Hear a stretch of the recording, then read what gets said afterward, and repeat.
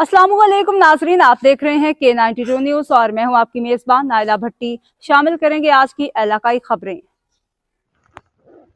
कराची 2 नवंबर 2024 सहाफ़ियों के खिलाफ जराइम के खात्मे का आलमी दिन मनाने के हवाले से international press media council IPMC का इजलास आलमी शोहरत हासिल करदा शख्सियत सीनियर सहाफ़ी मुतअद्दिद मीडिया और प्रेस क्लब के सरपरस्त खसूसी और इंटरनेशनल प्रेस मीडिया काउंसिल की सेंट्रल एग्जीक्यूटिव कमेटी के रुकन मोहतरम डॉक्टर जाकिर हुसैन आदिल की ज़ेर सरपरस्ती अमल में आया, जिसमें international press media circle Karachi के नुमाइंदगान जावेद महमूद अराई, अब्दुल कदीर शाह, वहीद मंजर, मोहम्मद फरीदुल्लाह, हारिस खान, इरफान शेख, गुलाम अब्बास आबिद, इनामुद्दीन सिद्दीकी, शहबाज हुसैन, शायान अब्बास और दीगर ने शिरकत की। इस मौका पर इजहार ख्याल करते हुए मोहतरम डॉक्टर जाकिर हुसैन आदिल ने कहा कि पाकिस्तान समेत दुनिया भर में आज सहाफ़ियों के खिलाफ जराइम के खात्मे का आलमी दिन मनाने का मकसद ये अदा करना है कि हम सब सहाफ़ी एक बहुत बड़ी कुव्वत हैं और हुकूमतों और आवाम के मबैन हक़ाइक़ और सच्चाई की तशहीर का ज़रिया भी हैं, लेकिन बाज़ औक़ात मुफाद परस्त साजिशी जराइम पेशा अनासिर बेबुनियाद और झूठे प्रोपेगंडा करके न सिर्फ सहाफ़ियों को काम करने से रोकते हैं